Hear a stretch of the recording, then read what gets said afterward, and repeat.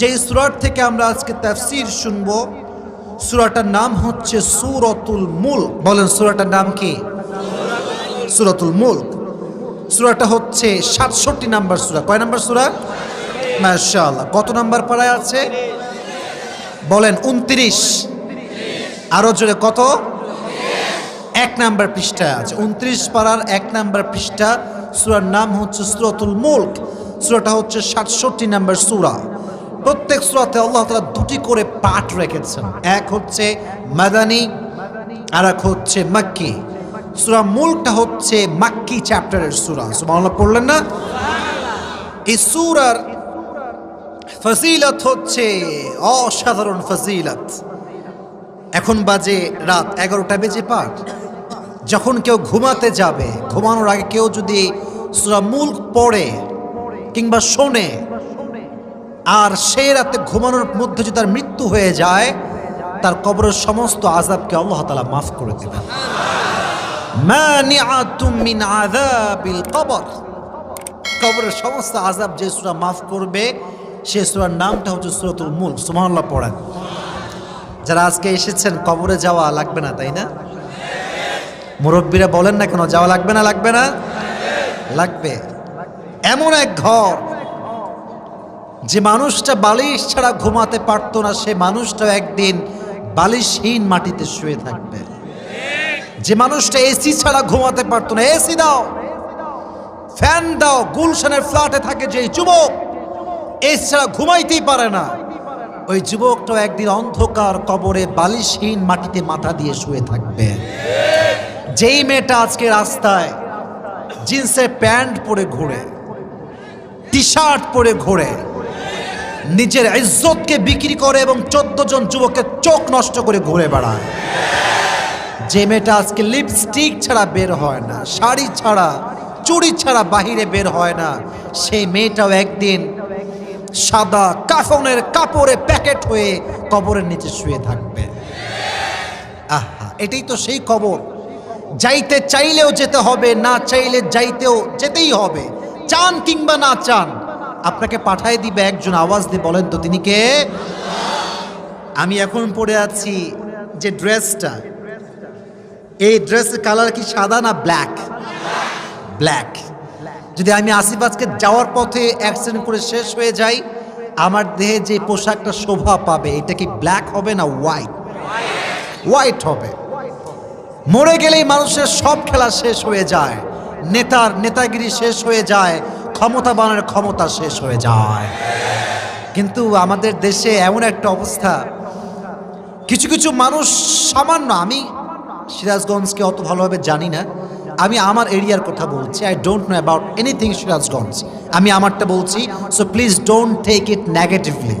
অনেক মানুষ দেখবেন সামান্য চেয়ারম্যান হয়ে গেলে, মেম্বার হয়ে গেলে, তার ক্ষমতার দাপটে পাটার মাটিতে পড়তে চায় না। এবং আমি সরি টু সে দ্যাট, আমাকে বলতে হবে, অনেক মানুষকে আমি দেখেছি, আগে ছিল গরিব, সাইকেল চালাতো, আস্তে আস্তে বাইক কিনেছে, আস্তে আস্তে কার কিনেছে। টাকার দাপট এমন একটা ভাব তার ভেতরে, টাকার কি হয়েছে ওদিকে? খবরদার কোনো আওয়াজ করবেন না, কেউ ডানবাম হবেন না, এটা কিন্তু খুবই বাজে জিনিস। শয়তানের চাল এইটা, যে প্রোগ্রামকে কোনোভাবে বানচাল করে দিবে তারা। মেহেরবানি করে কেউ ডান বাম তাকাবেন না, সোজা আমার চোখে চোখ দেন। তো বলছিলাম, মানিআতুম মিন আযাবিল কবর, এটা এমন একটা সূরা যে তেলাওয়াত করে ঘুমাবে, আল্লাহ তার কবরটাকে জান্নাতের বাগান বানিয়ে দিবে। সুবহানাল্লাহ পড়লেন না? ওয়াশফাআত লিসাহিবিহা ওয়া খাসামাত আন সাহিবিহা হাত্তা আদখালাহু আল্লাহু আল জান্নাহ। যে ব্যক্তি সূরা মুলক তেলাওয়াত করে ঘুমাবে, প্রত্যেক দিন যে সূরা মুলক তেলাওয়াত করবে, কিয়ামতের দিন সূরা মুলক তাকে জান্নাতে পাঠাবার জন্য আল্লাহর সঙ্গে ঝগড়া শুরু করবে। হাত্তা আদখালাহু আল্লাহু আল জান্নাহ, যতক্ষণ পর্যন্ত সূরা মুলক পড়নেওয়ালা কবরে জান্নাতের বাগান না পাবে, সূরা মুলক আল্লাহর সঙ্গে ঝগড়া করতেই থাকবে। সুবহানাল্লাহ পড়লেন না? তাহলে দুইটা ফজিলত, যুবক ভাইরা, পুরস্কার পাওয়ার জন্য এখনো সময় আছে। কান খাড়া করে শোনো, শেষে গিয়ে এমনি হা করে তাকাতে বা কি বললো হুজুর কিছু তো মনে নাই, এটা যেন না হয়। মাইক ম্যান সাউন্ড আর একটু হালকা বাড়ান। দুইটা ফজিলত, এক, পড়ে ঘুমাইলে কবরের আযাব মাফ করবে একজন, তিনি কে? দুই, যে ব্যক্তি সূরা মুলক পড়ে ঘুমাবে কিয়ামতের দিন সূরা মুলক তার পক্ষ হয়ে আল্লাহর সঙ্গে ঝগড়া করবে। সুবহানাল্লাহ পড়ে। এবার আসেন সূরা মুলকের সেন্ট্রাল থিম বা সাবজেক্ট ম্যাটারে আমরা ফোকাস করি। মুলক মানে হচ্ছে ক্ষমতা। মুলক মানে কি? ক্ষমতা। বলেন, মুলক মানে কি? ক্ষমতা। মাথায় রাখবেন, সব ক্ষমতার মালিক একজন, তিনি কে? এই যে এতগুলো লোক বসে আছেন, মনে হচ্ছে এই শক্তি আমাদের, যদি মাঝখানে সাপ না খালি এটা ব্যাং লাভ দিয়ে উঠলে দেখবে সব পালাই গেছে। মানুষের ক্ষমতার কোনো দাম নাই। এই যে এত ক্ষমতা, এত দাপট আমাদের মন্ত্রীদের, যখন ডায়রিয়া হয় মন্ত্রী বোঝে ক্ষমতা কারে কয়। কথা ঠিক আছে যুবক ভাইরা? অথবা মনে করো কোনো দেশের প্রধানমন্ত্রী, মনে করো আমেরিকার ডোনাল্ড ট্রাম্প, এখন যে আছে তার নাম কি? Joe Biden. খুব ক্ষমতা, পুরো পৃথিবীর ক্ষমতাদের হাতে আছে। চীন, ইন্ডিয়ার প্রধানমন্ত্রী নরেন্দ্র মোদী, যতই ক্ষমতাবান হোক, যদি ওরে একটা রুমে একা রাখা হয় আর জিনিসটা সাপ ঢুকায় দেওয়া হয়, ধরা সাপ হইলেও হবে, ও জায়গায় পেশাব করে দেবে। ঠিক না বলো যুবক ভাই? যত ক্ষমতাবান আমরা হই না কেন, মাথায় রাখতে হবে সব ক্ষমতার মালিক একজন, তিনি কে? আল্লাহ সেটাই বলছেন, তাবারাকাল্লাযী বিয়াদিহিল মুলক ওয়া হুয়া আলা কুল্লি শাইইন Kadir. All the praise to our Lord who has all the powers in his hand and he is capable to do anything in the world and the next. আল্লাহ বলছে সব ক্ষমতার উৎস আমার হাতে, আমি যা চাই তাই করতে পারি, তিনি কে? এবার আসেন, সূরা মুলকের দুটি বিষয় বুঝবেন। এক হচ্ছে আল্লাহর ক্ষমতা, দুই হচ্ছে এই সূরা মুলকে আল্লাহ তাআলা নাস্তিকদেরকে ডোজ দিয়েছেন।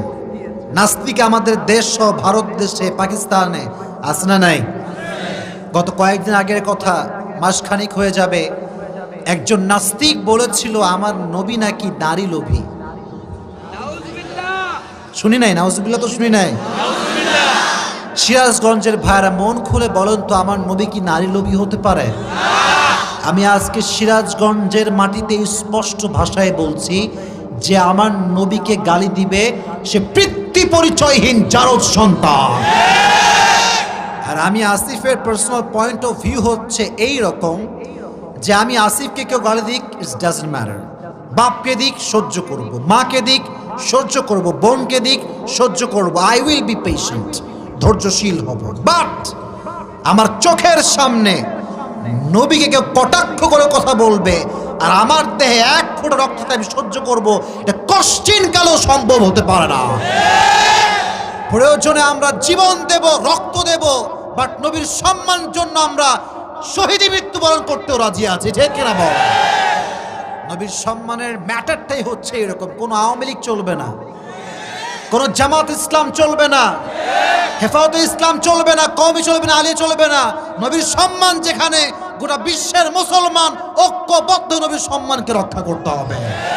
নারায়ে তাকবীর, আল্লাহু আকবার, নারায়ে তাকবীর, আল্লাহু আকবার। ইসলামের শত্রুরা হুঁশিয়ার সাবধান, ইসলামের শত্রুরা হুঁশিয়ার সাবধান। নারায়ে তাকবীর, আল্লাহু আকবার। আল্লাহ এই সূরার ভিতরে নাস্তিকদেরকে ডোজ দিয়েছেন। মাথায় রাখবেন, নাস্তিকরা কিন্তু, আচ্ছা আমার কথা কি বুঝতে কোনো সমস্যা হচ্ছে? নাস্তিকরা কিন্তু অনেক প্রশ্ন করবে, যুবকেরা তোমাকে ঠাস করে আটকায় দিবে, বলবে কি জানো, এই কিরে তুই মুসলমান? বলবেন যে ইয়াস আই মুসলিম, আমি একজন মুসলমান। বলবে যে তোমাদের নবী যে আয়েশাকে মাত্র 6 বছর বয়সে বিয়ে করেছে, এটা তো বাল্য বিবাহ ছিল, তোমার নবী তো নারী লোভী ছিল। নাউজুবিল্লাহ বলবেন না? নাউজুবিল্লাহ। আপনি কি জবাব দিবেন? আপনাকে তো জানতে হবে। আজকে যুবকেরা উপন্যাস পড়ে, রোম্যান্স গল্প পড়ে, চটি বই পড়ে, কিন্তু সেই যুবকটা ইসলামের নলেজ রাখে না। ঠিক কেনা বলো যুবক ভাইয়েরা? একটা কথা মনে পড়ে গেল, যুবকদেরকে, মুরব্বীদেরকে সবাইকে বলছি, মনোযোগ দিয়ে শুনবেন। এক নাস্তিক, এই এই এই কি খবর? क्या बात कर रहे हो? मुझसे बात करो, अगर बात करना है तो मुझसे बात करो। ঠিক আছে না যুবক ভাইয়েরা? সে এখন গল্প করতেছে কার সাথে জানো? কিছু কিছু বাচ্চা দেখবেন মাহফিলে মোবাইল নিয়ে আসে, ছোট্ট ছোট্ট বাচ্চা। আমার সঙ্গে সেটা বাচ্চা দেখা, 5 বছরের বাচ্চা হবে, দৌড় দিয়ে আসছে, বলছে আপনি আসিফ হুজুর না? বললাম আরে বাবা আমি তো আসিফ, তুই আমার চিনলি কেমনে? বললাম টিকটক চালাই। এই কামাল কি বাত है यार, 5 বছরের বাচ্চা টিকটক চালায়। তাহলে আজ যে বাচ্চা 5 বছরে স্মার্টফোন পেয়ে টিকটক চালায়, আগামী 10 বছর বয়সে পর্নোগ্রাফি দেখতে শুরু করে দেবে। আমাকে বিলিভ করেন, আমি মিথ্যা কথা বলছি না। বাচ্চাদের হাতে ফোন দিবেন না। এরা আজকে কার্টুন দেখবে, কালকে সিনেমা দেখবে, তারপরে অশ্লীল ব্লু ফিল্ম দেখতে শুরু করবে। তো এক নাস্তিক বলছে, এই মুসলমান ঘরের সন্তান শোনো, আমি 3টা প্রশ্ন করব, যে তুমি জবাব দিতে পারো আমি মুসলমান হয়ে যাব। আমার কথা ভালো করে বুঝবেন। তো 3টা প্রশ্ন কি কি বলো? বলছে 1 নাম্বার 1 কোয়েশ্চেন, তোমরা যে তোমাদের রবকে বিশ্বাস করো, can you see your god? তুমি কি তোমার রবকে দেখতে পাও? তো মুসলমান বলছে না, আমি তো দেখতে পাই না। So why do you believe on that? তুমি দেখো না মিয়া, বিশ্বাস করো কেন? প্রশ্ন আছে না নাই? ইমানের প্রশ্ন। যুবকেরা মনোযোগ দিয়ে শুনবা। 2 নাম্বার 2 কোয়েশ্চেন, আপনারা জবাব দিবেন। আমি বলি, মানুষ কিসের তৈরি? আপনারা বলেন। মাটির তৈরি। জিন কিংবা শয়তান কিসের তৈরি? আগুনের তৈরি। আর জাহান্নামে যেই বস্তু দিয়ে মানুষকে পোড়ানো হবে, শাস্তি দেওয়া হবে, এটার নাম কি? আগুন। নাস্তিক বলছে কিরে, শয়তান আগুনের তৈরি, আবার জাহান্নামের আগুনও আগুন। আগুন দিয়ে আগুনের শাস্তি আল্লাহ কেমনে দিবে? আমাকে জবাব দাও। প্রশ্ন। মুসলমান বলছে তাই তো, কিরে আগুন দিয়ে আগুনের শাস্তি, হাউ কাম ইট পসিবল? এটা কেমনে সম্ভব? আগুন দিয়ে তো আগুনের পোড়ানো যায় না। বলছে বলেন 3 নাম্বার প্রশ্নটা শুনি আবার। বলছে 3 নাম্বার প্রশ্ন হচ্ছে, আমরা যদি বিশ্বাস রাখি আল্লাহকে, আমরা মানি এইটা, ভালো মন্দ যা ঘটে কার পক্ষ থেকে ঘটে যুবক ভাইরা? আল্লাহর পক্ষ থেকে ঘটে। তো সে বলছে যদি খারাপও আল্লাহর পক্ষ থেকেই ঘটে, তাহলে জজ কেন, উকিল কেন, আদালত কেন, ব্যারিস্টার কেন? ম্যান, সব তো আল্লাহ ঘটাইছে। নাউজুবিল্লাহ পড়লেন না? তো যুবক বলছে ভাই আমি তো পারবো না, আমার কাছে জবাব নাই, হুজুররাই পারবে, হুজুররা পারবে এই উত্তর দিতে। সব হুজুররা আসছে, হুজুররাও পারে না। নাস্তিকের শক্তি বেড়ে গেছে। আরে মুসলমান আমি কেমনে হব? কেউ তো জবাব দিতে পারলো না আমার কথা। একদিন নাস্তিক রাস্তা দিয়ে হাঁটতেছে, বুঝবেন এ ঘটনা বলতেছি আপনাদেরকে, ঘটনা শুনে মজা দেওয়ার জন্য নয়, ইমানটা শক্ত করবার জন্য বলছি। তো নাস্তিক রাস্তা দিয়ে হাঁটছে, সামনে একটা হুজুর আসছে, আমাদের মতোই একজন হুজুর মনে করেন। আচ্ছা হুজুররা কি কম চালাক না বেশি চালাক? এই কথা বললেন না যে আপনারা সবাই? হুজুরদের মাথায় বুদ্ধি কম না বেশি? তীক্ষ্ণ মেধা বেশিরভাগ হুজুরদের। তো হুজুর বলছে, এই কি খবর? তুমি নাকি বলেছো তোমার প্রশ্নের জবাব যেই দিবে তুমি নাকি তার উত্তরে মুসলমান হয়ে যাবা। Is this true man? এটা কি সত্যি নাকি? বলছে yes, this is the truth. আমি যেই পারবে তার কাছে কালেমা পড়বো। বলছে তাই? বলো আমাকে প্রশ্নগুলো কি ছিল তোমার? তো বলছে যে তুমি কি তোমার রবকে দেখো? বলছে না দেখি না। So why do you believe on that? মানো কেন, বিশ্বাস করো কেন? বলছে 2 নাম্বার বলো, প্রশ্ন কি ছিল? বলছে আগুন দিয়ে আগুনের শাস্তি কেমনে হবে? আমাকে জবাব দাও। 3 খারাপ ভালো যদি আল্লাহর পক্ষ থেকেই হয়, তাহলে আদালত কেন, জজ কেন, উকিল কেন? হুজুর এই কথা শুনে এমন রাগা রাগছে, রাগের মাথায় ওর একটা কলসি ছিল, মাটির কলসি। কিসের? বলে না কিসের কলসি? তুলে, মাটির কলসি তুলে একটা দিছে বাড়ি ওর মাথার উপর।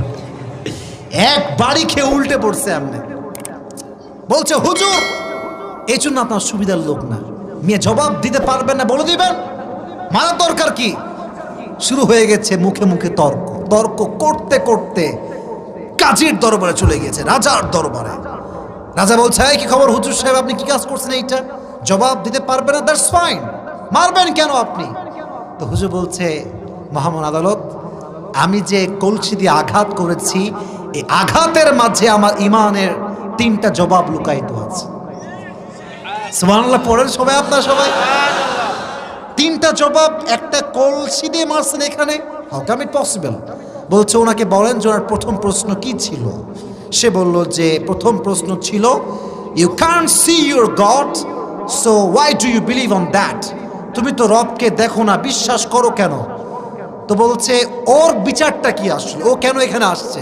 বলছে আমাকে মারা হয়েছে, আমি আঘাত পেয়েছি, মাথায় প্রচন্ড ব্যথা। তো হুজুর বলছে যে তোর ব্যথা কই দেখা।